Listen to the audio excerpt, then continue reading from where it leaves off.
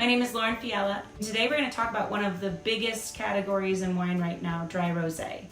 It is more than your mother's white Zinfandel. We're going to talk about the different styles that are available of rosé, and we're also going to talk about how they are made. Rosé is the oldest known type of wine in the world.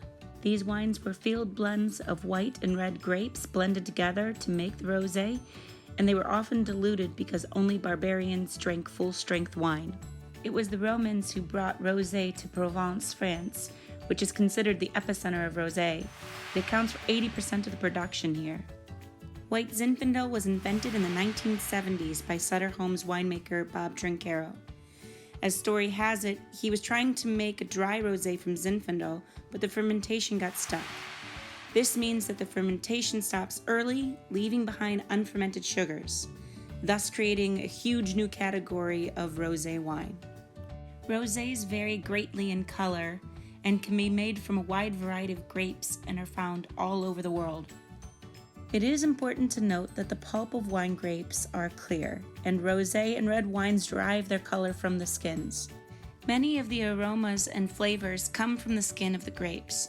This is important for winemakers to consider while producing this wine. There are several different ways to make rosé-style wines. Let's start by defining blush wines. The term blush first referred to the color, but now generally refers to sweet rosé. Rosé can be made by blending white and red grapes together, though this is uncommonly seen throughout the world. This wine is from Hunley Cellars, and they're located in the Grand River Valley. The wine that we have here today is called Pink Camel, and the actual label itself represents the fact that it is family owned and run, and that they are also farmers. This wine is a blend of white and red grapes, and this blend is Traminette, Riesling, Seyval, and Chancellor for color. This is a nice, delicate dry rosé, and it would pair very well with a summer salad. The next style of rosé is Vin Gris, or gray, which is nearly a white wine, with extremely short maceration time, and it usually relies on direct pressing. The maceration method relies on grapes being left to rest or macerate on the juice.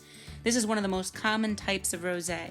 This wine is from Grand River Cellars, which is located in the Grand River Valley, and this is the staff's personal favorite. This is their Cab Franc dry rosé, and when you look at this color, they were able to extract this color by cold soaking the fruit for 48 hours in a refrigerated unit, and then they pressed off the fruit off of those skins, and they did a nice cold fermentation, which helped to keep all of those aromatics in, giving you aromas of strawberries and blackberries. And this wine pairs really well with their white cheddar mac and cheese. This wine is from Irvin Vintner, which is located in Willoughby, Ohio.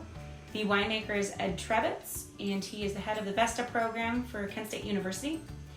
This wine is made with 100% ripe Syrah. This was destemmed, crushed, very minimal skin contact.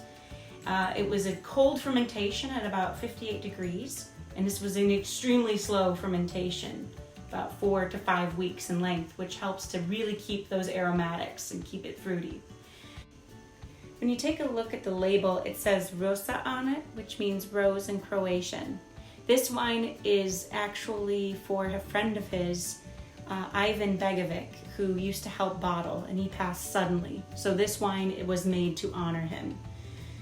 This wine, when you taste it, definitely has a lot of nice fruits to it, strawberry, cherry, and it also is a little higher in alcohol than some of the other wines. So this is definitely something you can pair with a little bit heavier food. The last wine of the day is from Terra Vineyards, and this is their Chambourcin dry rosé. Terra is located in New Concord, which is right in central Ohio.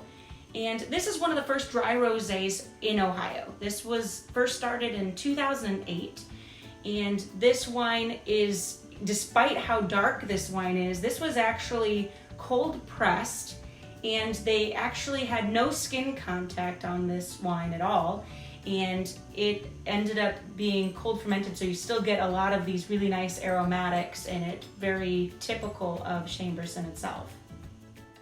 The final style of rosé is the Sonnier or Bled method. This is where red grapes are placed into a tank for a period of time, and then juice is pumped out or bled out of the tank. This extracts the rosé wine while concentrating the grape skins to juice ratio. For more information on how to find dry rosés from Ohio, please go to ohiowines.org.